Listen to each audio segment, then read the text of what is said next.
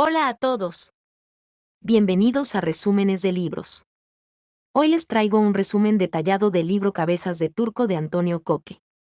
En una calurosa tarde de verano, un pequeño cuartel de la Guardia Civil en la costa andaluza se convierte en el escenario de una tragedia que sacude a todo un país. Cabezas de Turco, de Antonio Coque, no es solo la historia de un incidente desafortunado, sino también un retrato profundo de la soledad, el sacrificio y la injusticia que muchas veces enfrentan quienes nos protegen. Esta novela nos invita a mirar más allá de los titulares y a preguntarnos: ¿qué ocurre cuando la sociedad necesita un culpable y la verdad importa menos que la apariencia? Hoy te resumo esta impactante obra, donde la rutina diaria de unos agentes se transforma en una pesadilla mediática y personal de la que ya no podrán escapar. Introducción. Antonio Coque nos ofrece con Cabezas de Turco una novela realista y cruda inspirada en un caso ocurrido en España en el verano de 2006. En ella, el autor denuncia la facilidad con la que la sociedad, la prensa y la política encuentran culpables rápidos cuando necesitan distraer o calmar a la opinión pública, aunque esas personas no sean realmente responsables. El término cabeza de turco hace referencia a alguien que carga con las culpas de otros, igual que los guardias civiles protagonistas de esta historia. El escenario es un cuartel de la Guardia Civil en Roquetas, Aguadulce, Almería, donde conviven agentes con vidas y problemas propios, mientras la presión social y política va creciendo hasta explotar en una tragedia. Capítulo a capítulo. Prólogo. El autor define que es un cabeza de turco y recuerda que esta historia, aunque inspirada en hechos reales, ha sido ficcionada para contar la verdad literaria más allá de la literal. Capítulos 1 al 5. Presentación del cuartel y los personajes. Comienza una mañana de domingo en el cuartel. El teniente Mario Ariza, joven y con vocación, baja a su despacho, repasa la papeleta de servicio y conversa con sus compañeros.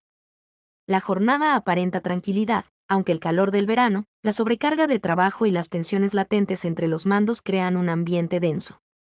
Conocemos al sargento Kiko Ramírez, veterano, malcarado pero eficaz, a la cabo Pilar Bracho, ambiciosa y respetada, que se prepara para ingresar en el Centro Nacional de Inteligencia, y a su pareja, Román Antúnez, jefe del área de investigación, astuto y experimentado en temas antiterroristas. Aparecen también Daniel Carrión, un joven guardia condecorado por su heroísmo, Molina, un hijo del cuerpo irresponsable y torpe, y patrulleros como Eduardo Alonso e Imanol, profesionales y discretos. El autor detalla la rutina del cuartel. Controles, denuncias, disputas domésticas, todo aderezado por la desconfianza de la población hacia los agentes y la incomprensión de la propia institución hacia sus hombres. Capítulos 6 al 10. La vida del cuartel. Los agentes patrullan las calles. Vemos pequeñas escenas de su día: un conflicto con inmigrantes, un control de carretera, un caso de violencia de género que despierta dudas legales. Pilar y Eduardo intervienen en una pelea doméstica y logran calmar la situación con astucia. Kiko se escapa a un encuentro con Larisa, una rusa casada que le sirve también de informante sobre la comunidad del Este. Mientras tanto, María intenta mantener la disciplina en el cuartel y en su vida personal. En casa, Ana, su mujer, cuida del bebé recién nacido, molesta por la ausencia constante de su esposo. A Mario le pesan las exigencias de su puesto y la tensión con su familia. Capítulos 11 al 13. La llegada de Vicente. A media tarde, un hombre enorme y alterado irrumpe en el cuartel. Vicente, corpulento y agresivo, grita que lo quieren matar, que los gitanos lo persiguen. Está claramente borracho y drogado. Tras él entra una turba que lo acusa de haber intentado atropellar a uno de ellos. Los agentes Santiago e Imanol intentan protegerlo y calmarlo al mismo tiempo. Vicente está desbordado, fuera de sí. Se resiste a las órdenes, insulta y empuja a los guardias. El grupo perseguidor sigue amenazando desde fuera, mientras en el interior Vicente da vueltas, jadea, grita y empieza a golpear muebles y paredes. Los guardias intentan contenerlo y alejarlo de la puerta para que no escape. Capítulos 14 al 17. El forcejeo y la muerte. Finalmente Vicente se lanza hacia la salida. Los guardias le cortan el paso. Vicente empuja a Imanol con fuerza y logra pasar al patio. Más agentes acuden al ver la escena. Intentan sujetarlo por los brazos y las piernas. Vicente sigue resistiéndose con fuerza. Entre 4 o 5 agentes logran derribarlo al suelo. Allí sigue forcejeando mientras intentan esposarlo. Pasan varios minutos de lucha. De repente, Vicente deja de moverse. Los agentes intentan reanimarlo, piden una ambulancia, pero es demasiado tarde. Vicente ha muerto. Capítulos 18 al 22. El inicio del escándalo. La noticia corre como la pólvora. Un testigo ha grabado con su móvil parte del forcejeo. En pocas horas, periodistas, cámaras y curiosos se agolpan frente al cuartel. La familia del fallecido declara a los medios, acusando a los guardias de asesinato. Políticos locales y colectivos sociales aprovechan para pedir dimisiones y reformas. Los implicados son apartados de sus puestos y abiertos a investigación interna y judicial. La tensión crece. La prensa publica fotos y vídeos sin contexto. La opinión pública se indigna y pide justicia. La historia se convierte en la noticia del verano. Capítulos 23 al 26. La presión sobre los agentes. El ambiente en el cuartel se vuelve hostil. Compañeros y superiores empiezan a distanciarse. Algunos vecinos insultan a los agentes por la calle. Sus familias son acosadas en sus casas y señaladas en las tiendas del pueblo. Mario cae en una depresión, atormentado por la posibilidad de haber destruido su carrera y su honor. Kiko mantiene el tipo en público, pero en privado siente una mezcla de rabia y desánimo. Pilar y Román discuten, pues ella se ve implicada desde el área de prevención, mientras él cree que el caso le corresponde a investigación y siente celos del protagonismo de su pareja. Capítulos 27 al 30. Las investigaciones y el juicio. Las autopsias revelan que Vicente estaba muy intoxicado y que las lesiones no fueron letales por sí solas, sino por la combinación con su estado. Sin embargo, la prensa sigue alimentando la versión de una brutalidad gratuita. Durante los interrogatorios, los agentes insisten en que actuaron con la fuerza necesaria para contenerlo y que no buscaron hacerle daño. El fiscal reconoce que no hay intención de matar, pero la opinión pública ya los ha condenado. Los políticos siguen alimentando la polémica para no parecer blandos ante las demandas de justicia. Capítulos 31 al 35. El final y las secuelas. Al final del proceso judicial, los agentes son absueltos, ya que el juez considera que actuaron dentro de la legalidad y que no hubo exceso deliberado de fuerza. Pero la absolución llega tarde. La reputación de los implicados está destruida. La familia de Vicente sigue insistiendo en que hubo abuso. La prensa apenas informa del fallo judicial. El cuartel vuelve a su rutina diaria, pero nada es igual. Los protagonistas siguen marcados por la experiencia, más cínicos y desilusionados. Algunos contemplan dejar el cuerpo, otros simplemente intentan sobrevivir a la rutina, sabiendo que en cualquier momento puede volver a repetirse. Epílogo. Vemos a los protagonistas meses después, en un operativo. Están más cansados, más fríos, pero siguen trabajando. Siguen sirviendo a una sociedad que los despreció cuando más necesitaban apoyo. La historia termina con un amargo recordatorio de que, para muchos, ellos seguirán siendo culpables aunque la justicia diga lo contrario. Conclusión y reflexión final. Cabezas de Turco no solo cuenta la historia de un caso trágico, sino que también reflexiona sobre la condición humana, sobre la facilidad con que juzgamos a otros sin conocer toda la verdad y sobre lo caro que puede salir cumplir con el deber. Es un homenaje a los agentes anónimos que, a pesar de todo, siguen trabajando, con la conciencia limpia aunque la opinión pública los condene. Hola a todos. Bienvenidos a Resúmenes de Libros. Hoy les traigo un resumen detallado del libro La casa al final de Needless Street de Catriona Ward. En el final de una calle desierta, junto a un bosque inquietante, se levanta una casa con las ventanas tapiadas y los secretos bien guardados. Allí vive Ted Bannerman, un hombre solitario acusado por todos de ser un monstruo. Con él están su hija Loen y su gata Olivia, aunque nada en esa casa es lo que parece. En esta historia, la autora Catriona Ward nos arrastra a un laberinto psicológico donde la locura, el trauma y el amor más extraño se entrelazan para revelarnos la verdad que se oculta tras las apariencias. Hoy te contaré en detalle La casa al final de Needless Street, una novela perturbadora que desafía todo lo que creemos saber sobre el bien y el mal. Introducción.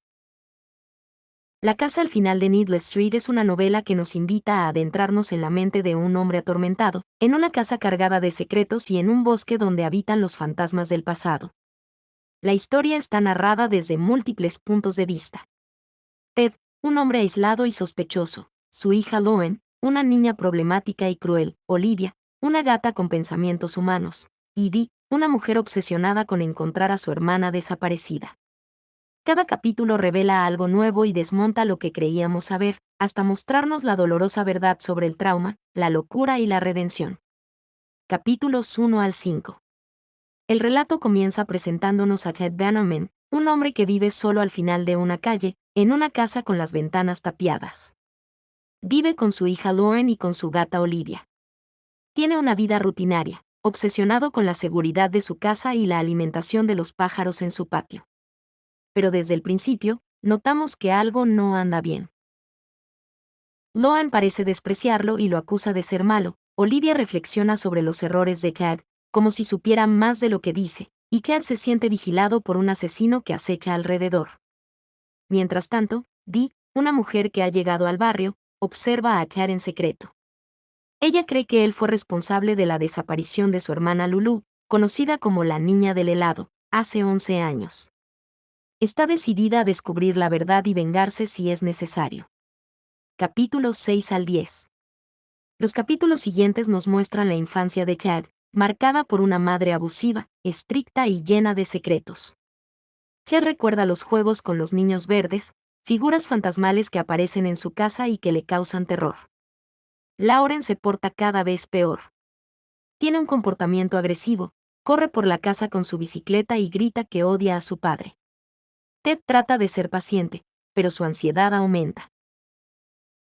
Olivia, desde su perspectiva de gata, cuenta cómo fue rescatada por Chad en una noche de tormenta y cómo desde entonces lo acompaña, como si fuese su misión cuidar de él. Dee continúa espiando y, una noche, entra a la casa mientras Chad duerme. Observa las paredes cubiertas de fotos borrosas, una caja de música rota, muñecas rusas y un congelador con candado. Se convence de que algo terrible ha ocurrido allí. Capítulos 11 al 15. Chad comienza a grabar sus recuerdos en una vieja grabadora, intentando mantenerlos vivos. Recuerda el día junto al lago cuando era niño, cuando su madre lo castigó duramente y él empezó a desear un gato. Loen graba una cinta por su cuenta, suplicando que alguien la ayude, acusando a Chad de malos tratos. Olivia reflexiona sobre cómo los humanos son criaturas frágiles, mientras ella observa todo con serenidad y comprensión. Capítulos 16 al 20. Dee sigue vigilando la casa y percibe algo extraño en el comportamiento de Chad, que parece ausentarse a veces, como si no estuviera completamente presente. Ted también empieza a sospechar de Dee. Encuentra trampas para pájaros en su jardín, que le parecen una amenaza del asesino. En sesiones con su terapeuta, a quien llama el hombre bicho, Chad confiesa que no recuerda cosas importantes, que a veces siente que pierde el control. Capítulos 21 al 25. En un momento inquietante, Loan se mete dentro del congelador roto y Chad apenas logra sacarla a tiempo. Olivia observa horrorizada y empieza a comprender que Loan no es real. No es una niña de carne y hueso, sino una proyección de la mente de Chad, creada para sobrellevar su soledad y su trauma. Dee intenta subir al desván de la casa, pero algo en el ambiente la obliga a bajar. Capítulos 26 al 30. Chad, decidido a huir de sus problemas, prepara maletas para escapar con Loan y Olivia. Se muestra cada vez más inestable. Tiene un colapso emocional en el que grita, rompe cosas y termina llorando en el suelo, mientras Loan lo insulta y lo acusa de ser un monstruo. Dee logra entrar a la casa otra vez y descubre que no hay rastros reales de Loan. Empieza a dudar de lo que creía saber. Capítulos 31 al 35. Chad revive las reglas que su madre le imponía de niño. No hablar, no mirar atrás, no salir del bosque. Lauren, furiosa, desaparece después de decirle que lo odia y que no lo necesita. Olivia describe cómo siente el sufrimiento de Chad en su propio cuerpo y cómo su misión es acompañarlo y sostenerlo mientras enfrenta sus miedos. Capítulos 36 al 40. En un momento decisivo, Dee y Chad se encuentran frente a frente. Ella lo ataca con un martillo y él la empuja violentamente. Ambos quedan heridos y confundidos. Chad huye al bosque, desorientado, con los niños verdes acechando su mente. Empieza a recordar que esos niños no existen, que son símbolos de los horrores que vivió con su madre. Cae al suelo, debilitado, y empieza a aceptar que sus recuerdos han estado distorsionados durante años. Capítulos 41 al 45. Mientras agoniza en el bosque, Chad recuerda la verdad. Nunca le hizo daño a ninguna niña. La verdadera culpable fue su madre, que lo obligó a guardar silencio mientras ella cometía crímenes horribles y enterraba a sus víctimas. Olivia permanece a su lado, observando cómo por fin se enfrenta a sus recuerdos, cómo deja de huir de su pasado. Dee se da cuenta de que Chad es inocente. Que el verdadero monstruo ya no está. Capítulos 46 al 50. Dee acude a la policía y cuenta lo que ha descubierto. Ellos confirman que los restos de Lulu estaban enterrados en la antigua casa de la madre de Chad, no en la de él. Chad regresa a su casa, destrozado pero más tranquilo, con la mente algo más clara. Lauren ya no aparece. Olivia se queda con él, como su última compañía y su única amiga verdadera. Capítulos 51 al 52. En el epílogo, Chad visita el lago, el mismo lugar donde todo empezó. Mira el agua, respira hondo y finalmente siente una especie de paz. Olivia lo observa desde la distancia, satisfecha de haber cumplido su deber de protegerlo hasta el final. Conclusión y reflexión final. A lo largo de 52 capítulos, la casa al final de Needless Street nos muestra que el verdadero horror no siempre está en lo que parece monstruoso a simple vista. Chad fue víctima de un trauma tan profundo que su mente se fragmentó para poder soportarlo. Creó a Lauren como una identidad alterna y convirtió a Olivia en su confidente más leal. La novela nos recuerda que las apariencias pueden engañar, que todos cargamos cicatrices invisibles y que incluso los más rotos merecen comprensión. Es una historia sobre el dolor, la locura y la posibilidad de redimirse cuando se enfrenta a la verdad. Hola a todos. Bienvenidos a Resúmenes de Libros. Hoy les traigo un resumen detallado del libro Juramentada de Brandon Sanderson.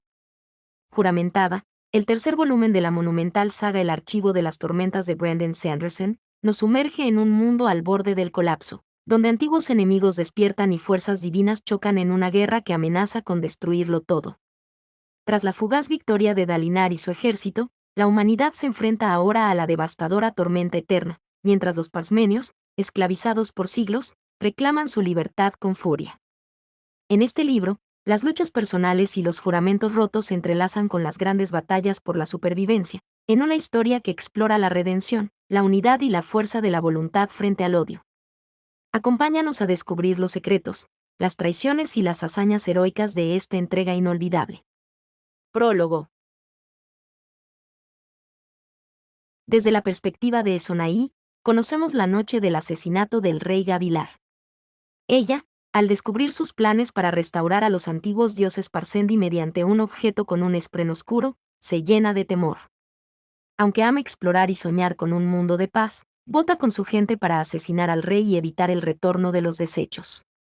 Este acto desencadenará los eventos que llevarán a una guerra milenaria. Primera parte. Capítulos 1 al 32. Dalinar aparece en una visión del dios Honor. Reflexiona sobre la destrucción de Kholinar y se enfrenta a la idea de que la humanidad ya ha perdido. Kaladin viaja hacia su hogar, tratando de advertir a su familia sobre los parsmenios despiertos. Sayan, en Uritiru, se adentra en los misterios de la torre. Adolin se enfrenta al hallazgo del cadáver de Sadeas, a quien él mismo mató en secreto. Dalinar convoca a los reyes de Rosar para formar una coalición, pero su oscuro pasado despierta desconfianza. Kaladin llega a su hogar y encuentra a su familia viva. Intenta mediar entre los parsmenios y los humanos, dándose cuenta de que ambos tienen razones para luchar. Sayan empieza a adoptar de manera más permanente su personalidad de velo, infiltrándose en círculos secretos en Uritiru. Dalinar sigue luchando por la unidad, pero es perseguido por fragmentos de su memoria, especialmente sobre su esposa Evie. Durante estos capítulos, Sayan descubre un mercado secreto dentro de Oritiru. Mientras tanto, se reportan asesinatos extraños dentro de la torre. Kaladin, al ver el sufrimiento de los parsmenios y su confusión tras siglos de esclavitud, empieza a cuestionar todo lo que creía sobre sus enemigos. Adolin mantiene su secreto con dificultad, mientras su relación con Sayan se vuelve más complicada. Interludios 1 al 3. Desde la perspectiva de Puli, vemos cómo la gente sencilla interpreta las señales de los dioses. Ellista, una estudiosa, explora los significados místicos de las tormentas. Finalmente, Ritmo presenta una visión poética y tradicional de la cultura parsendi, ayudando a profundizar en el conflicto central del libro. Segunda parte. Capítulos 33 al 57. Kaladin continúa su misión humanitaria, evitando tomar parte en la violencia. Sayan, cada vez más absorbida por su rol como velo, se sumerge en la red clandestina del mercado negro. Sus múltiples identidades empiezan a confundirse. Dalinar comienza a recuperar recuerdos cruciales sobre su pasado. Entre ellos, emerge con claridad el asesinato de su esposa y su papel directo en su muerte. Sayan investiga los asesinatos dentro de la torre y descubre una conspiración mayor. Kaladin se convierte en defensor de los parsmenios, al punto de arriesgar su vida por salvarlos. Dalinar, atormentado por visiones, se enfrenta al creciente poder de Odium, que intenta manipularlo. La tensión emocional se incrementa. Sayan comienza a disociarse de sí misma, adoptando nuevas identidades para escapar del dolor. Kaladin queda atrapado entre proteger a su pueblo y no ser cómplice del odio. Dalinar se ve aislado por la desconfianza de otros reyes, quienes recuerdan su pasado como el Espina Negra. Interludios 4 al 6. Casa, una navegante, se dirige a las tierras muertas y observa la corrupción de la realidad. Taravangian muestra cómo manipula a las naciones y revela que posee conocimiento sobre Odium. El interludio Esta es mi expone la ansiedad y los sacrificios personales de quienes sirven bajo el peso de una guerra imposible. Tercera parte. Capítulos 58 al 87. Dalinar continúa siendo acosado por Odium. En sus visiones revive cada atrocidad de su juventud. Sayan, atrapada entre velo y fantasma radiante, ya no distingue quién es realmente. Kaladin debe proteger a un grupo de humanos y parsmenios que huyen de las tormentas y de ambos bandos armados. La situación en Oritiru se complica. Sayan descubre pasajes secretos y mapas antiguos que sugieren que algo maligno habita en lo profundo de la torre. Adolin, por su parte, es llamado a juicio por la muerte de Sadeas. Aunque aún no se le acusa formalmente, la tensión crece. Dalinar enfrenta su peor momento cuando Odium le revela como él mismo quemó viva a su esposa. El dolor lo consume y está a punto de rendirse. Pero en lugar de eso, acepta lo que ha hecho. Acepta que no puede cambiar su pasado, pero sí su futuro. Esto lo lleva a pronunciar un nuevo juramento como Bondsmith. Interludios 7 al 11. Una emisaria cuenta cómo las naciones se están desmoronando. Mem reflexiona sobre la importancia de las historias. Ciele describe las tensiones sociales. Teft lucha contra su adicción mientras Taravangian toma medidas cada vez más radicales en su búsqueda por salvar a la humanidad. Cuarta parte. Capítulos 88 al 113. Dalinar, ahora plenamente transformado, comienza a unir a las naciones. Sayan y Kaladin unen fuerzas para proteger Oritiru, que está bajo amenaza directa. Los portadores del vacío y un desecho han llegado a la torre. Sayan encuentra el centro de la corrupción, enfrentando directamente al Espren oscuro que habita Oritiru. Kaladin debe luchar contra un antiguo camarada ahora del lado enemigo. Dalinar reúne a todos en la torre y canaliza la fuerza de la unidad, un poder espiritual capaz de repeler a Odium. La batalla es intensa. Adolin, con Blanquinegra, se enfrenta cuerpo a cuerpo contra fuerzas corrompidas. Kaladin y Sayan protegen a los civiles mientras Dalinar convoca un pilar de luz que une las fuerzas vivas de Rosar. Es un acto de redención, fe y renovación. Interludios 12 al 14. RYSN continúa su exploración del mundo. Tef revela la profundidad de sus cicatrices emocionales y se jura a sí mismo que nunca más huirá del deber. El interludio final presenta cómo pequeños actos de valentía pueden significar mucho más en tiempos de oscuridad. Quinta parte. Capítulos 114 al 122. Dalinar convoca una última reunión con los reyes. Esta vez, su transformación y su poder no pueden negarse. Comienza una nueva era. Sayan abraza su verdadera identidad. Kaladin reafirma su propósito como protector. Adolin acepta su rol sin hoja esquirlada, siendo un líder por mérito propio. Los radiantes comienzan a comprender que han regresado para guiar, no para imponer. A pesar de la victoria, la guerra continúa. Odium no ha sido vencido, solo contenido. El enemigo tiene más aliados ocultos, y la siguiente jugada será aún más peligrosa. Epílogo. Una figura misteriosa observa los eventos desde la distancia.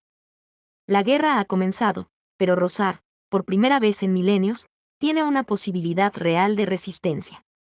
Todo gracias a aquellos que decidieron juramentarse no a la guerra, sino a la protección, al honor y a la verdad. Conclusión y reflexión final. Juramentada no solo es una épica batalla por la supervivencia de un mundo, sino también un profundo viaje interior de personajes que aprenden a aceptar sus errores y a encontrar fuerza en su vulnerabilidad.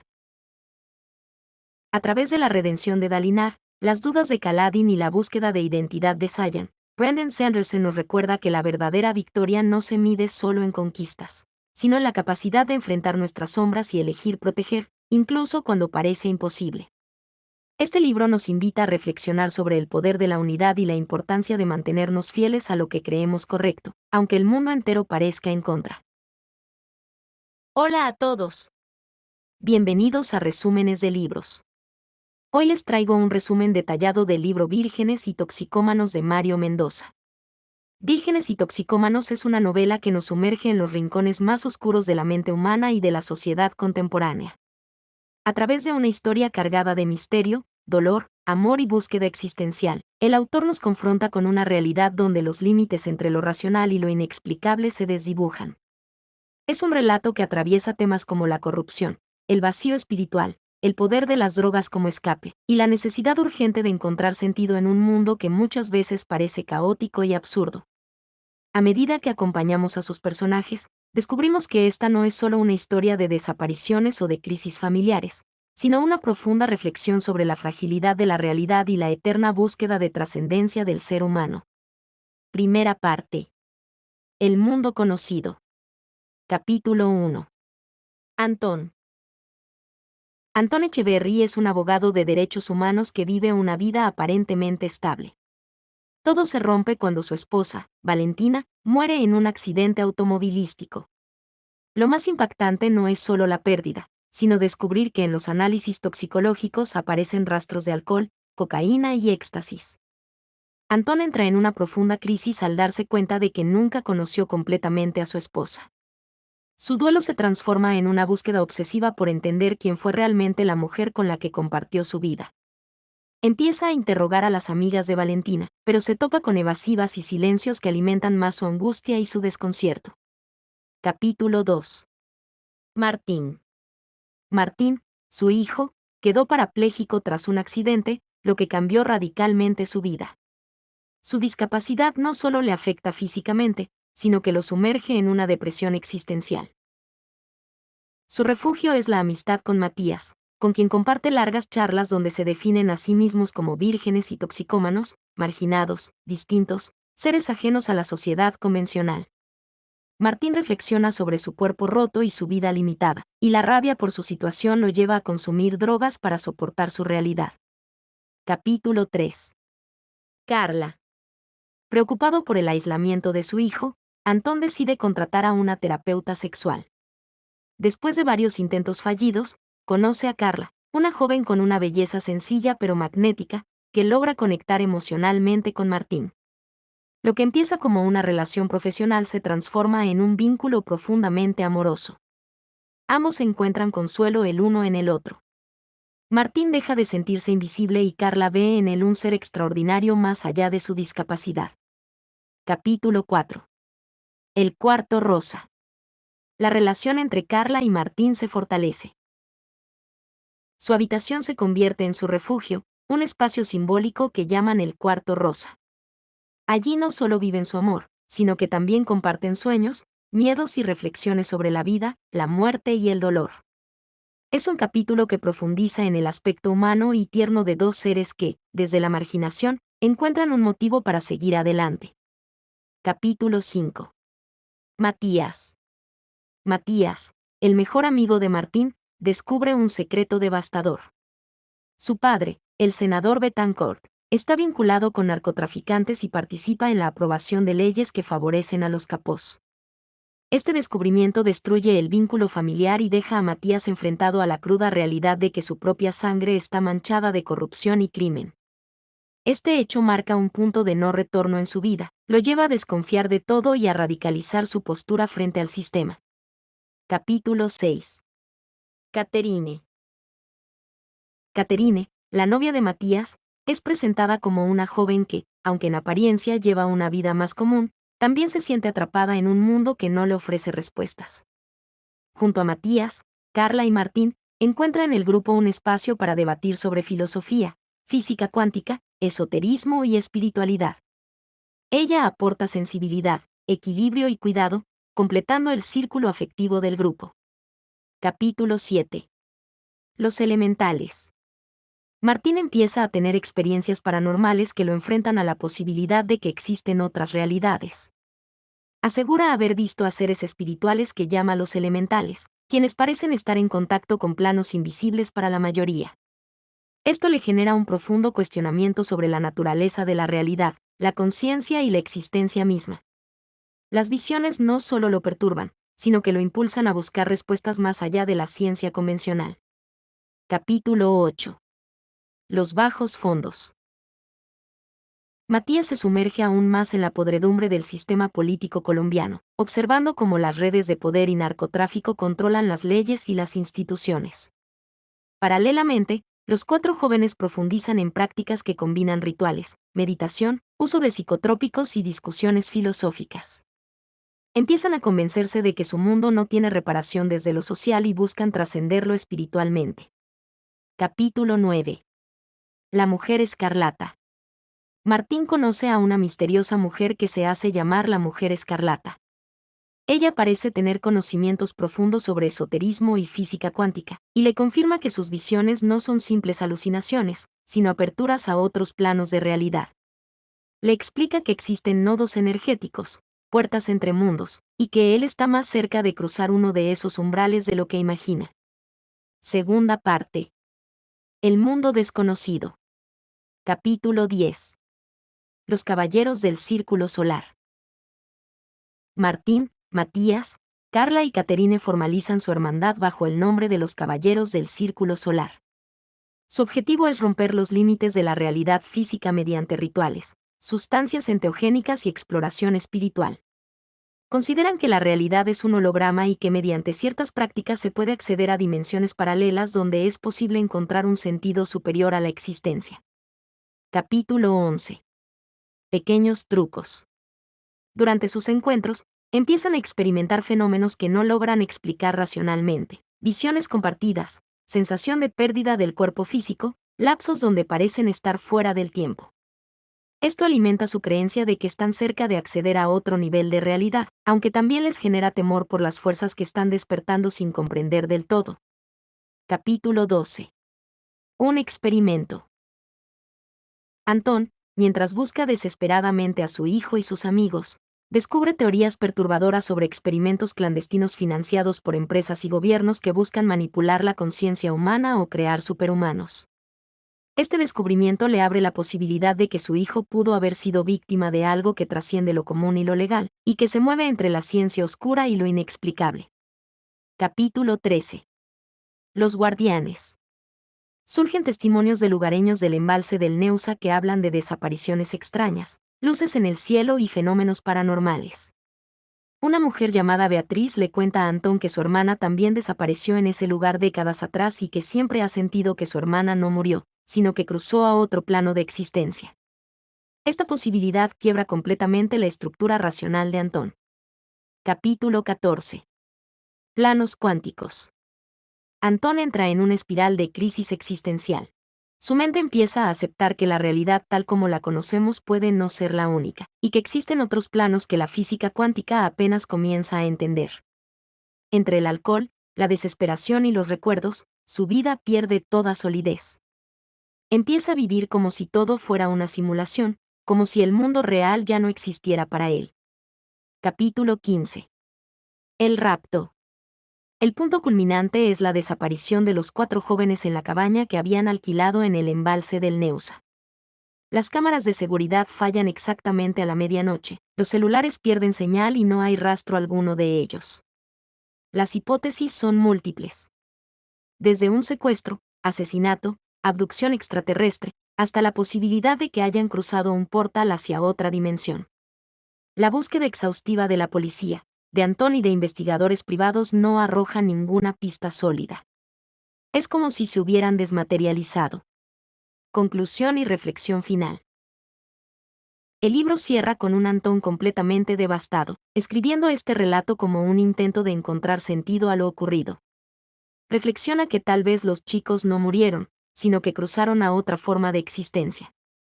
La novela deja en suspenso la pregunta de qué es realmente la realidad y si el ser humano está preparado para enfrentar el misterio absoluto. La incertidumbre se convierte en la única certeza. Hola a todos. Bienvenidos a Resúmenes de Libros. Hoy les traigo un resumen detallado del libro El buen mal de Samantha Schweblin. El buen mal, de Samantha Schweblin, es un libro que no se lee. Se experimenta. A través de 6 relatos intensos, inquietantes y profundamente humanos, la autora nos sumerge en el territorio invisible del dolor, la culpa, el deseo de desaparecer y la frágil voluntad de seguir vivos. No hay consuelo fácil en estas páginas. Lo que encontramos son personajes que rozan el abismo y, desde ese borde, buscan una forma de existir. Con una prosa precisa y poética, Schweblin nos invita a mirar de frente lo que normalmente evitamos. El mal cotidiano, íntimo, que habita incluso en los gestos más tiernos. Este libro no busca respuestas, sino que nos deja preguntas que resuenan mucho después de cerrar sus páginas. El buen mal es un libro perturbador y poético. Una obra que, sin llegar a ser una novela tradicional, reúne 6 relatos largos unidos por un mismo núcleo temático. El límite entre el sufrimiento y la supervivencia. Cada historia funciona como una cápsula emocional que expone las formas más íntimas del dolor humano. Desde el suicidio y la maternidad, hasta la culpa, la pérdida y el anhelo de sentido, Samantha Schweblin lleva al lector a un territorio donde la sensibilidad se agudiza y la realidad se vuelve ambigua. Este libro no busca complacer ni entretener. Busca inquietar. Enfrentarnos a lo más frágil y oscuro de nuestra condición. Primer relato. Bienvenida a la comunidad. La protagonista, sin nombre, se lanza al agua con piedras atadas a la cintura. Está decidida a morir. Lo describe con calma, casi como un ritual físico y mental. Pero en un giro inesperado, no muere. Sobrevive. Su regreso a la casa es inquietante. Parece normalidad, pero hay algo profundamente alterado. Sus hijas, su pareja, el desayuno, el conejo tonel. Todo sigue igual, pero ella no. La narración es íntima y contenida. Cada movimiento parece calculado, como si temiera que un paso en falso revele lo que ha hecho. El punto de quiebre llega con la aparición del vecino, un hombre siniestro, que le dice que sabe lo que intentó. Que ha sido aceptada en una comunidad. Pero pertenecer a esa comunidad tiene un precio. Vivir, después de haber querido morir, no es gratis. Hay que pagar un tributo. Provocar dolor. Lo que el vecino le propone no es una amenaza, sino una lógica. Para seguir viva, debe dañar. Hacer sufrir a otros, especialmente a los que ama, para generar culpa. Esa culpa la mantendrá atada a la existencia. Le explica que él también tuvo que aprender. Que él también se hundió una vez.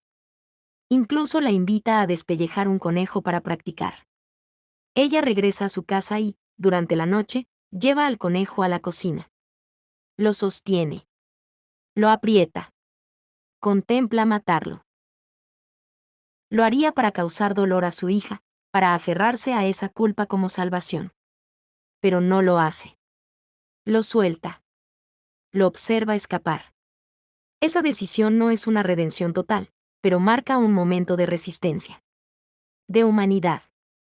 El cuento termina con la mujer cerrando el ventanal y regresando a la cama, con la sensación de que algo ha cambiado, pero sin saber aún qué. Segundo relato. Un animal fabuloso. Leila recibe una llamada inesperada de Elena, una amiga con la que no hablaba hacía 20 años. Elena está muriendo y quiere recordar a su hijo, Peta, fallecido en un accidente cuando tenía 7 años. Quiere hablar de él. Escuchar su nombre.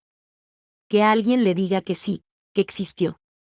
El relato se construye como una larga conversación telefónica, entre el presente y la memoria. Leila reconstruye esa noche. Ella había ido de visita a la casa de Elena y Alberto, los padres de Peta. Todo parecía armonioso. El niño era talentoso, sensible, dibujaba caballos con una obsesión profunda. Esa noche, mientras jugaban, Leila le propuso a Peta practicar ser un caballo. Él subió a la cornisa, cerró los ojos, dio un paso en falso y cayó. El accidente fue devastador. Elena y Alberto quedaron paralizados. Leila salió de la casa y en la calle encontró a un caballo real, tirado, malherido. Se arrodilló a su lado, lo consoló, lo abrazó. El caballo se convirtió en una imagen viva del niño perdido. Una transposición de la culpa, del dolor. Años después, Elena le pide a Leila saber qué pasó con ese caballo. No como una pregunta literal, sino como un símbolo. Quiere encontrar algo a lo que aferrarse. Leila le da una dirección ficticia, le miente con ternura. Porque sabe que lo que Elena busca no es una verdad, sino una forma de cerrar un ciclo de duelo. El caballo es el puente entre lo que fue y lo que no pudo ser. Un símbolo de todo lo que quedó suspendido en esa noche. Tercer relato. William en la ventana. La narradora viaja a Shanghái para participar en una residencia de escritores. Deja atrás a su pareja, Andrés, quien atraviesa una enfermedad en Buenos Aires. A la distancia, la relación se tensa. Hablan por teléfono. Ella escribe una novela sobre una madre rechazada por su hija. La ficción se entrelaza con la realidad. Sus emociones se vuelven confusas. En Shanghái conoce a Denise, una escritora irlandesa mayor. Su gato William, que ha sido su compañero más fiel, está enfermo. Denise sufre intensamente. Llora. Tiene miedo de perderlo. Cuando William muere, Denise asegura que aún lo escucha en casa. Ruidos, rasguños, pasos. Al principio parece una alucinación. Pero luego, la narradora también los oye. El relato se desliza suavemente hacia lo sobrenatural. Ambas mujeres siguen el sonido hasta el freezer, donde encuentran latas reventadas por el frío. Esa explicación racional no anula lo que ambas sintieron. En el clímax, William aparece en la ventana, mirándola. No se mueve. Solo observa. Como si reconociera. El cuento es una exploración sobre el dolor que permanece más allá de la muerte. Sobre la presencia invisible de quienes amamos. Sobre cómo los vínculos pueden sostenernos cuando todo lo demás se tambalea. Cuarto relato. El ojo en la garganta. Un padre regresa al negocio donde dejó a su hijo por media hora, 20 años atrás. El niño, desde entonces, cambió para siempre. Dibuja un ojo enorme en su garganta. Tiene pesadillas.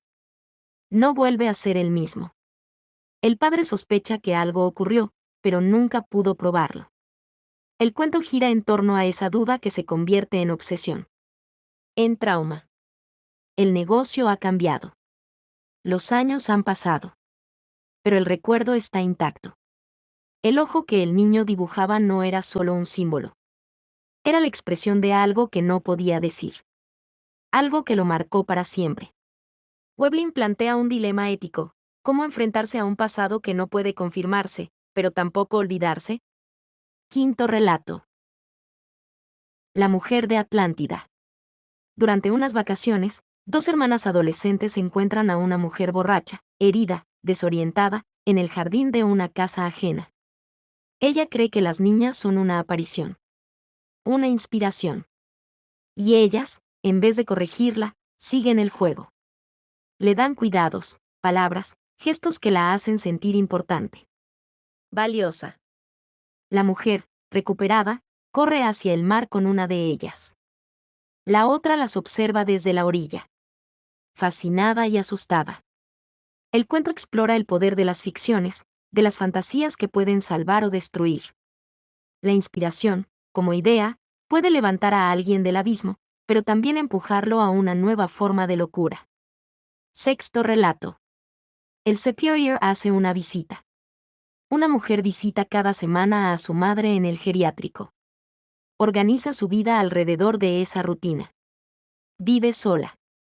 Trabaja. Casi no habla con nadie. En ese paisaje gris, aparece un hombre. El Superior. La visita. La confronta. Tal vez sea un fantasma, una fantasía, un deseo. El cuento es minimalista, sutil. La tensión se construye en el silencio. En lo no dicho.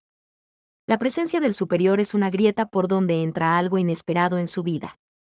Algo que la obliga a mirar su presente con nuevos ojos. ¿Ha vivido realmente? ¿O solo ha cumplido con lo que se esperaba de ella? Conclusión y reflexión final. El buen mal es una obra sobre lo invisible. Sobre lo que no se puede decir, pero se siente. Sobre los vínculos que nos sostienen, a veces con amor, a veces con culpa, a veces con dolor. Samantha Weblin escribe con una precisión quirúrgica. Cada palabra cuenta. Cada silencio pesa. No hay juicios. No hay respuestas. Solo preguntas abiertas. Este libro nos invita a mirar hacia adentro. A reconocer nuestras propias grietas. Y quizás, a aceptar que vivir no es vencer el dolor, sino aprender a habitarlo. Hola a todos. Bienvenidos a Resúmenes de Libros. Hoy les traigo un resumen detallado del libro La verdad sobre el caso Harry K. Bird de Joel Decker. ¿Puede una novela cambiar tu forma de ver la verdad? ¿Qué sucede cuando el escritor más respetado del país es acusado de asesinar a una menor que también fue su musa y su amante?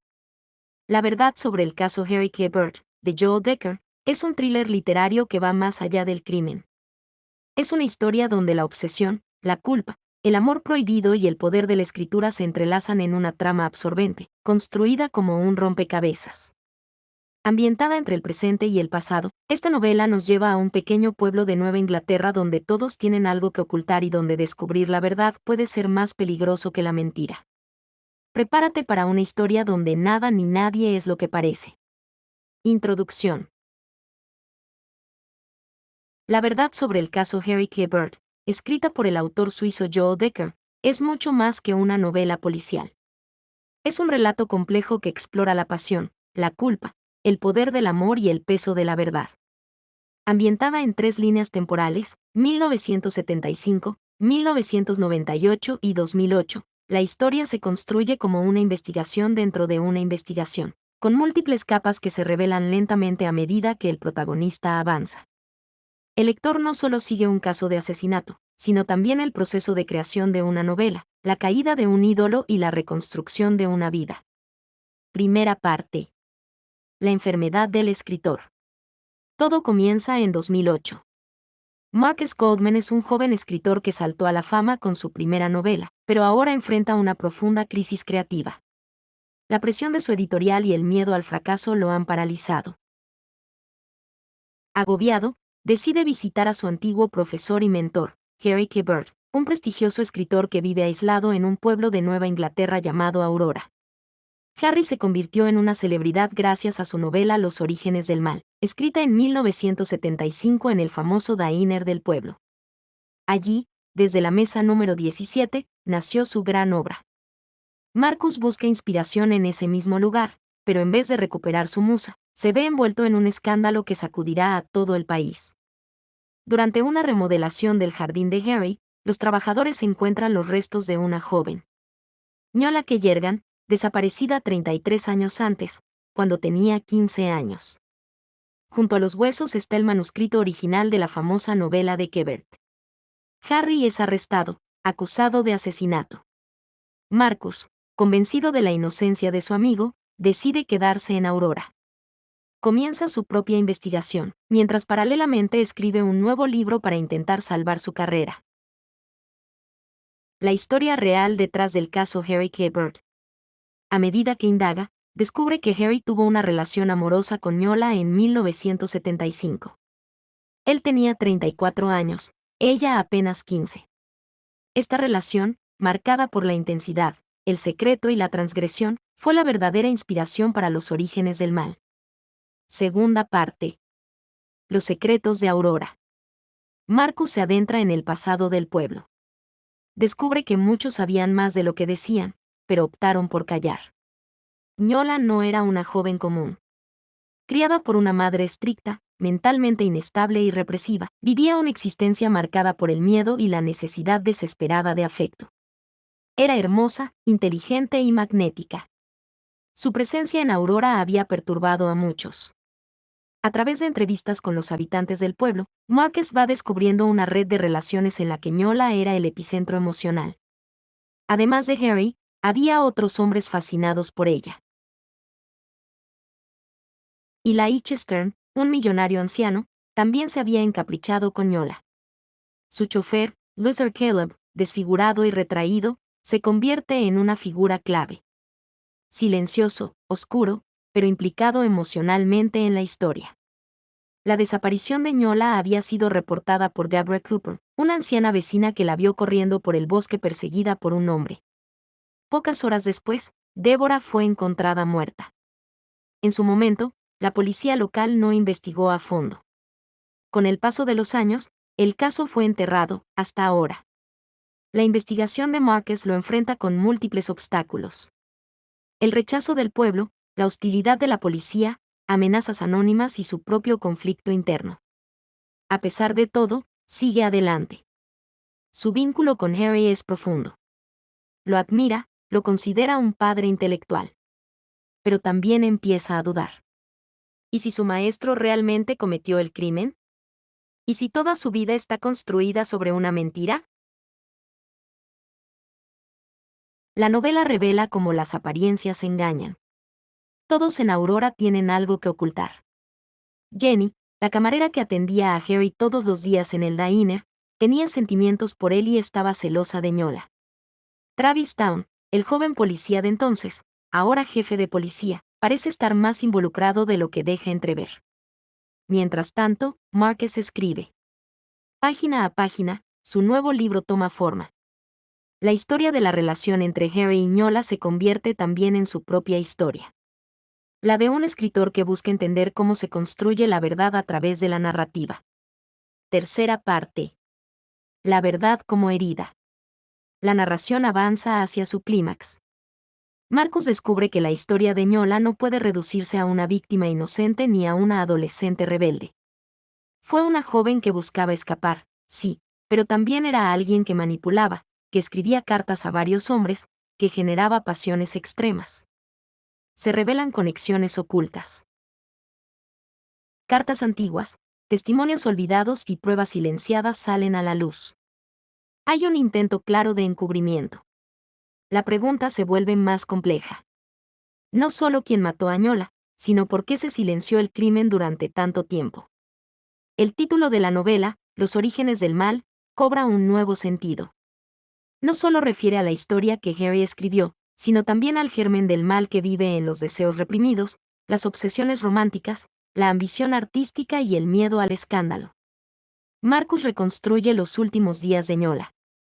Ella planeaba fugarse con Harry, pero nunca llegó a la cita. Fue interceptada, golpeada y asesinada. El asesino no fue quien todos pensaban, sino alguien que actuó desde la frustración, el odio o el temor. Y mientras Marcus desentraña la verdad, también escribe su segundo libro. Lo termina justo a tiempo, y lo publica bajo el título La verdad sobre el caso Harry Quebert. El libro se convierte en un fenómeno. Su carrera revive. Pero el costo emocional ha sido enorme. Conclusión y reflexión final. A diferencia de las novelas policiales tradicionales, la verdad sobre el caso Harry Quebert no termina con una resolución que lo cura todo. La verdad no libera completamente a nadie. Marquez, aunque ha triunfado de nuevo, ha visto de cerca el daño que causan las medias verdades, las mentiras piadosas y los silencios cómplices. Harry, por su parte, es exonerado, pero su reputación queda marcada. Ya no es el ídolo intocable. Ha perdido el amor, la tranquilidad y la inocencia que alguna vez tuvo. Iñola, esa figura etérea, sigue siendo un misterio. Una adolescente marcada por su entorno, adorada por unos, incomprendida por otros, y víctima, en última instancia, de un mundo que nunca la protegió. Esta novela no solo es un thriller, sino una reflexión sobre el poder de las palabras, la fragilidad de la memoria y la dificultad de contar una historia verdadera. Porque escribir, como amar o como buscar justicia, nunca es un acto neutral. Siempre transforma, siempre revela y a veces destruye. Hola a todos. Bienvenidos a Resúmenes de Libros. Hoy les traigo un resumen detallado del libro Tan poca vida de Anya Yanagihara. Hay libros que entretienen, otros que conmueven, y unos pocos que te marcan para siempre. Tan poca vida, de Anya Yanagihara, pertenece a esa última categoría.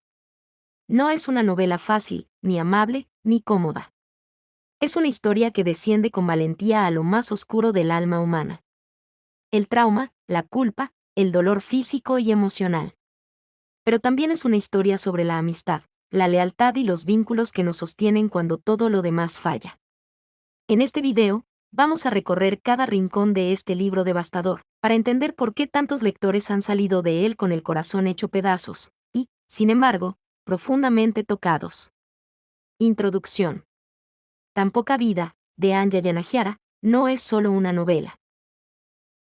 Es una experiencia emocional profunda, un viaje que confronta al lector con las heridas invisibles del trauma, la fuerza de la amistad y los límites del amor.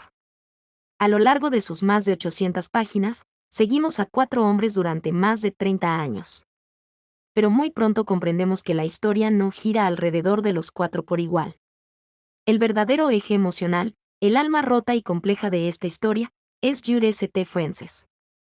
En este video te contaré, sin censura ni suavizaciones, todo lo que necesitas saber sobre tan poca vida.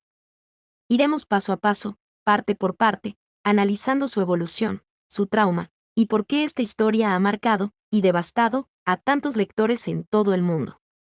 Los 4 amigos. La historia comienza en Nueva York. 4 jóvenes amigos comparten un pequeño departamento. Willem, un aspirante actor, JB, un artista visual irreverente, Malcolm, un arquitecto de familia acomodada, y Jude, un abogado brillante y reservado. Al principio, todo parece una novela sobre el paso a la adultez. Salen juntos, comparten cenas, discuten sobre arte, relaciones y dinero. Parecen invencibles. Pero incluso desde esas primeras páginas, Jude llama la atención. Cojea, usa bastón, guarda silencio sobre su pasado. Es amable, generoso, pero hay algo en el que sugiere una oscuridad más profunda. Poco a poco, la novela gira hacia él. Como lectores, nos adentramos en su vida y entendemos que estamos ante una historia que va más allá de la amistad o el éxito profesional.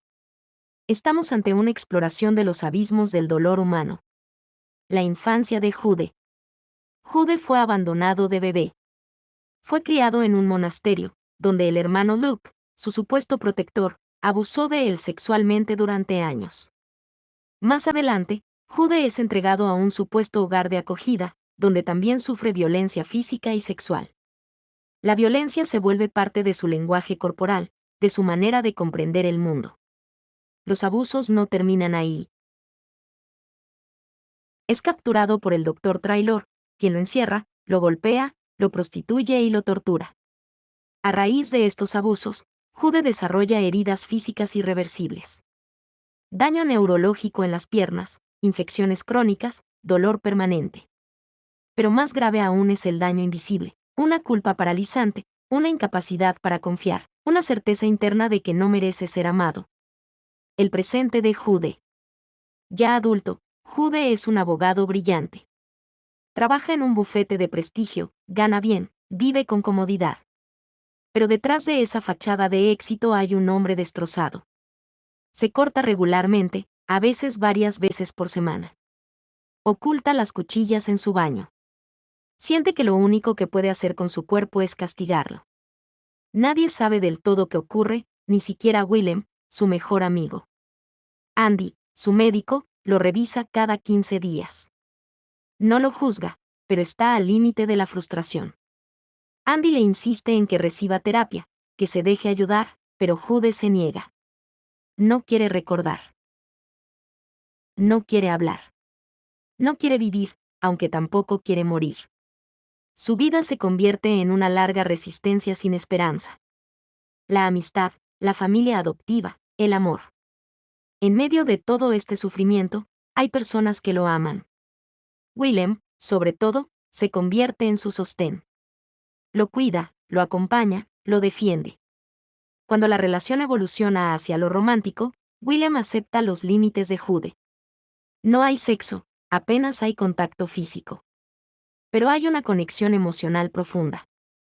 Jude se siente culpable incluso de eso. Cree que Willem merece a alguien mejor. Que él, Jude, contamina todo lo que toca. Harold, un profesor universitario, lo adopta legalmente. Intenta ser un padre para él. Le dice que lo quiere, que está orgulloso, que lo ve como un hijo verdadero. Pero Jude no lo cree. Siempre espera que Harold se arrepienta, que lo rechace, que lo abandone como todos lo hicieron antes. Ese sentimiento de ser incapaz de ser amado lo atraviesa por completo. Incluso cuando intenta ser feliz, Jude planea en secreto cuando volverá a cortarse. Su mente nunca descansa. Ni siquiera en los años que la novela llama los años felices, él se siente a salvo. Las traiciones. Hay varios momentos en los que la vida de Jude se ve golpeada no solo por el pasado, sino también por su presente. Una noche, JB, bajo los efectos de la droga, imita a Jude en una fiesta, burlándose de su forma de caminar. Willem lo ve y rompe con él. Esa escena marca una separación que dura años. Jude no reclama. Solo se encierra más. Otras veces, personas bien intencionadas lo hieren sin saberlo. Andy intenta forzarlo a tirar sus cuchillas. Willem le exige hablar del pasado. Harold lo presiona para que exprese emociones. Todos lo hacen por amor. Pero Jude, incapaz de procesar amor, solo siente culpa, vergüenza y miedo. La pérdida de Willem. Todo cambia definitivamente cuando Willem muere. Es un accidente de coche. También muere Malcolm. La pérdida deja a Jude completamente solo. A partir de ese momento, ya no hay lucha. Jude se apaga. Pierde peso. Pierde la alegría. Pierde las ganas de resistir. Se convierte en una sombra de sí mismo. Rechaza la terapia. Rechaza a Harold. Ya no corta para sobrevivir. Corta para irse. El final. Eventualmente, Jude se suicida. Harold narra la última parte. El duelo, la culpa, la impotencia. Harold lo había adoptado, había intentado salvarlo. Pero no pudo. Se pregunta qué hizo mal. Y tal vez no hizo nada mal. Tal vez hay heridas tan profundas que ni el amor, ni la medicina, ni la esperanza bastan. Pero Harold también agradece. Porque, a pesar de todo, haber conocido a Jude fue un regalo. Porque, a pesar del dolor, Jude no fue solo una víctima.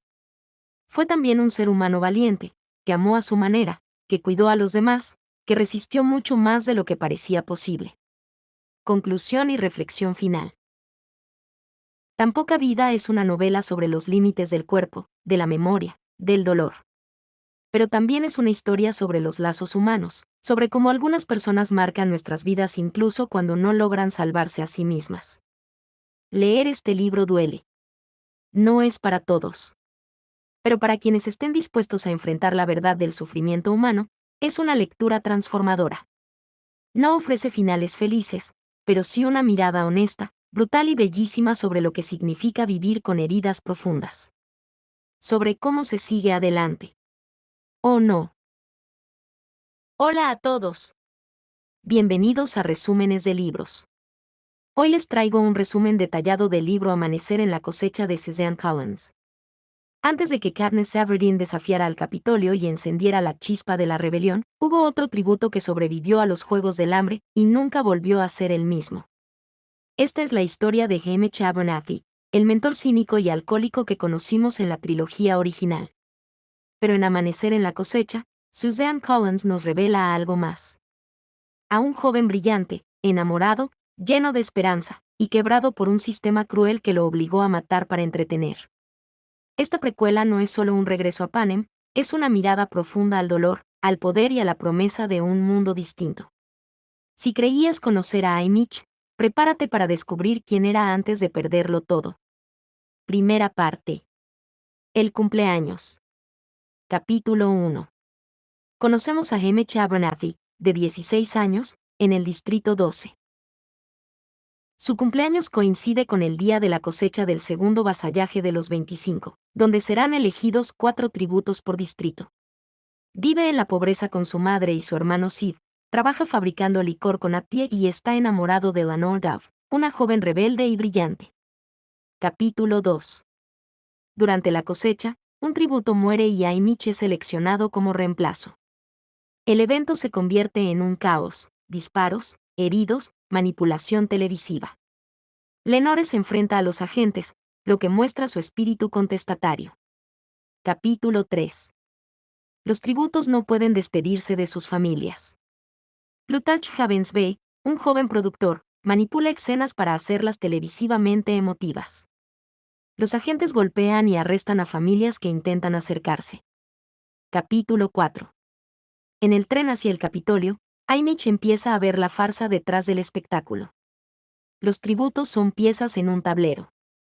Se cruza por primera vez con otros tributos profesionales, entrenados para matar. Capítulo 5. Recuerda la tumba de su padre y reflexiona sobre su situación.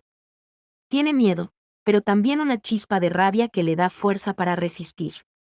Capítulo 6. En el Capitolio, los tributos son evaluados. Haymitch destaca por su agudeza mental. Comienza una amistad con Mesoli Donner, quien será clave en su historia. Capítulo 7. Durante los entrenamientos, Haymitch analiza el entorno y comienza a ver cómo manipular la simpatía del público. Descubre que la inteligencia puede ser tan útil como la fuerza. Capítulo 8. Las entrevistas son una farsa más. Los tributos deben actuar. Haymitch entiende que el verdadero enemigo es el sistema, no solo los otros tributos. Capítulo 9. Antes de entrar en la arena, Haymitch recuerda las canciones de Lenore y su espíritu indomable. Tiene miedo, pero una decisión clara, no va a morir sin dar pelea. Segunda parte. La arena. Capítulo 10. Los tributos son lanzados a una arena montañosa con un volcán activo. Haymitch se oculta, evitando el conflicto directo. El ambiente es hostil desde el inicio. Capítulo 11. Forma una breve alianza con Ampert, un chico amable que lo ayuda emocionalmente. Aprenden a evitar a los tributos profesionales. Capítulo 12. Se reencuentra con Maisilee y establecen una alianza formal. Juntos cazan, se ocultan y aprenden a sobrevivir en equipo. Capítulo 13. Enfrentan amenazas naturales como un enjambre de mariposas venenosas y una erupción volcánica. Haymitch usa su ingenio para detonar un depósito de agua, provocando una avalancha que elimina a varios tributos. Capítulo 14. Ampert muere atacado por ardillas mutadas. Haymitch queda devastado, pero su furia lo impulsa a seguir. Se separa de Maisilee por seguridad. Capítulo 15. Empieza a recibir simpatía del público, lo que enfurece al Capitolio. Haymitch evita una trampa en el borde de la arena, desafiando a los diseñadores del juego. Capítulo 16. Los tributos restantes se matan entre sí. Maisilee es asesinada tras salvar a Haymitch de un ataque. Él guarda su broche como recuerdo. Capítulo 17. A solas, Haymitch sobrevive con heridas graves. Camina hacia los bordes de la arena, desafiando una norma tácita. Capítulo 18. El Capitolio lanza un ataque con mutos para castigar su desafío, pero él sobrevive. Esta humillación pública enfurece a Snow, pero también lo hace famoso. Tercera parte. La rebelión silenciosa. Capítulo 19. Es declarado vencedor de los juegos, pero vuelve al Distrito 12 completamente cambiado. La fama no le alivia el alma. Capítulo 20. Descubre que su madre y su hermano han muerto en un incendio. Él se culpa por no estar allí. Está emocionalmente destruido. Capítulo 21. Lenore ha sido envenenada por el Capitolio por ser peligrosa y subversiva. Muere en sus brazos. Sus últimas palabras son: no permitas que vuelva a amanecer en la cosecha. Capítulo 22. Aynich cae en una profunda depresión. Se aísla, empieza a beber. Nadie lo ayuda. El Capitolio no lo castiga directamente, pero lo condena a ser mentor, año tras año. Capítulo 23. Recuerda la infancia de Lenore, sus ideas de libertad, sus gestos de ternura. Comprende que su historia fue borrada del registro oficial. Capítulo 24. Intenta resistir como puede, pero se convierte en una figura trágica. Cada año, vuelve a entrenar tributos, sabiendo que morirán. Otro amanecer en la cosecha. Capítulo 25. La voz de Sid, de su madre, de Lenore, lo persigue. Todo lo que hace es por ellos, pero no puede perdonarse. Capítulo 26. El Capitolio muestra su resumen de los juegos. Editado, censurado. No aparece su alianza con Maisile ni su valentía. La verdad ha sido destruida. Capítulo 27. Ya adulto, Aynich es un hombre roto. Vive encerrado. Solo encuentra alivio en el nepente y las noticias. Espera la llegada de nuevos tributos como una condena perpetua. Epílogo. La promesa de Aynich. El espíritu de Lenore lo visita en sueños, envejecida como si hubiera vivido a su lado. Él cree que lo ha perdonado. Ella le dice que aún no pueden estar juntos, que debe cuidar de su nueva familia. Aynich recuerda a una niña con trenzas en el quemador. Esa niña era Katniss Everdeen. Su llegada encendería la chispa que él y Lenore soñaron. La rebelión. Conclusión y reflexión final. Amanecer en la cosecha no es solo la historia del primer mentor de Katniss. Es una crítica al poder, a la manipulación mediática y a cómo se destruye a los rebeldes silenciosos. Es una advertencia y una promesa. Porque, aunque haya otro amanecer en la cosecha, siempre habrá quienes luchen para que sea el último. Hola a todos. Bienvenidos a Resúmenes de Libros. Hoy les traigo un resumen detallado del libro El método de Neil Strauss. El libro comienza con una introducción a Neil Strauss, un periodista que, cansado de sus fracasos amorosos y de su baja autoestima, entra en contacto con la Guía de Ligue, un manual de seducción que lo lleva a adentrarse en la comunidad underground de seducción masculina. Allí, descubre un mundo obsesionado con conquistar mujeres mediante métodos científicos y psicológicos. Strauss decide embarcarse en esta aventura y documentar su transformación. Paso 1. Elige el objetivo. Neil nos presenta a Mystery, el maestro de la seducción que se convierte en su mentor. Mystery es carismático pero emocionalmente inestable, lo que queda claro cuando, tras una ruptura, amenaza con quitarse la vida. La historia se desarrolla en Proyecto Hollywood, una mansión compartida por seductores y discípulos que aspiran a ser como ellos. Mystery desarrolla el método EAC, encuentra, aborda, atrae, cierra, un proceso estructurado para conquistar mujeres. Strauss describe este paso como el momento de identificar el tipo de mujer que se quiere atraer y planificar cómo abordarla. Paso 2. Aproxímate y aborda al objetivo. Strauss se inscribe en un taller intensivo con Mystery y otros estudiantes. Mystery enseña técnicas para superar el miedo al rechazo y acercarse a grupos de personas de manera natural. Un concepto clave es el nega, un comentario ambiguo que desestabiliza la seguridad de una mujer atractiva sin ser ofensivo.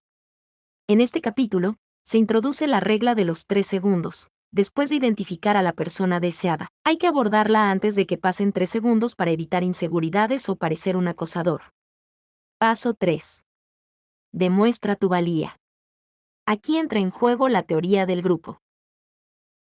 Mystery enseña que, en un entorno social, es esencial ganarse la aprobación del grupo antes de interactuar con el objetivo. Esto incluye interactuar con amigos y desconocidos, ignorando inicialmente a la persona deseada. Se habla también del pavoneo, usar ropa llamativa o accesorios únicos para destacar en el entorno. Strauss, inicialmente escéptico, se da cuenta de que estos elementos realmente atraen atención y generan curiosidad. Paso 4. Deshazte de los obstáculos. Este paso consiste en eliminar las barreras emocionales o sociales que puedan interferir en la interacción. Por ejemplo, si el objetivo está acompañado de amigos, es crucial manejarlos con tacto para no generar tensiones. Mystery enseña tácticas para sortear situaciones comunes, como cuando alguien menciona que tiene pareja. Strauss describe cómo, siguiendo estas estrategias, comienza a ganar confianza y superar los rechazos iniciales. Paso 5. Aísla al objetivo. En esta etapa, el objetivo es separar a la persona deseada del grupo para crear un ambiente más íntimo. Esto se logra mediante conversaciones estratégicas o sugerencias que no parezcan forzadas. Strauss comienza a experimentar con estas técnicas y narra sus primeras victorias personales, como generar interés genuino en mujeres que antes lo habrían ignorado. Paso 6. Crea un lazo afectivo. Este capítulo explora cómo profundizar la conexión emocional con el objetivo. Mystery introduce conceptos como la lectura en frío, que consiste en hacer afirmaciones genéricas pero intrigantes que aparentan conocer a la persona en profundidad. Strauss describe cómo estas técnicas lo ayudan a conectar más allá del nivel superficial, generando interés emocional y no solo físico. Paso 7. Crea tu propio lugar de seducción. En esta etapa, Mystery habla de la importancia de establecer un espacio personal que refleje confianza y atractivo. Esto puede ser un lugar físico, como un apartamento, o un espacio simbólico en la interacción, donde el seductor controla el ritmo. Strauss comienza a aplicar esta estrategia en su vida diaria, y detalla cómo esto cambia la dinámica de sus interacciones. Paso 8. Haz que ellas vengan a ti. El libro entra en la fase de atracción pasiva, donde el objetivo es volverse tan atractivo y seguro que las mujeres se sientan naturalmente atraídas. Mystery introduce el concepto de crear valor social, como ser el centro de atención en un grupo. Strauss experimenta cómo sus esfuerzos comienzan a dar frutos, y las mujeres empiezan a acercarse a él en lugar de que él las busque activamente. Paso 9. Crea una conexión física. Este capítulo trata sobre cómo escalar físicamente la relación. Mystery enseña a reconocer señales de interés, IDI, y cómo proceder de manera natural para evitar rechazos o incomodidades. Strauss narra momentos en los que estas técnicas le permitieron romper barreras que antes parecían imposibles. Paso 10. Acaba con la resistencia de última hora. El bloqueo final es un fenómeno común en el que, a pesar de una conexión evidente, el objetivo se resiste en el último momento. Mystery enseña cómo manejar estas situaciones con paciencia y tacto. Strauss describe cómo enfrentó estos bloqueos y aprendió a manejarlos sin forzar ni perder la conexión. Paso 11. Define las expectativas. El libro concluye con la importancia de ser honesto sobre las intenciones. Strauss reflexiona sobre cómo el método, aunque efectivo, no garantiza relaciones auténticas ni felicidad a largo plazo. Conclusión y reflexión final. Strauss reconoce que el método le dio confianza y habilidades sociales, pero también muestra el vacío emocional que puede surgir al enfocarse solo en técnicas superficiales. Al final, concluye que la autenticidad y la conexión genuina son más importantes que cualquier estrategia. Y eso es todo por hoy. Si te ha gustado este video, no olvides darle un like y suscribirte a nuestro canal. También puedes activar la campanita para recibir notificaciones cada vez que subamos un nuevo video. Déjame saber en los comentarios si tienes algún otro libro que te gustaría que resumiera en el canal. Gracias por ver y nos vemos en el próximo video. Adiós.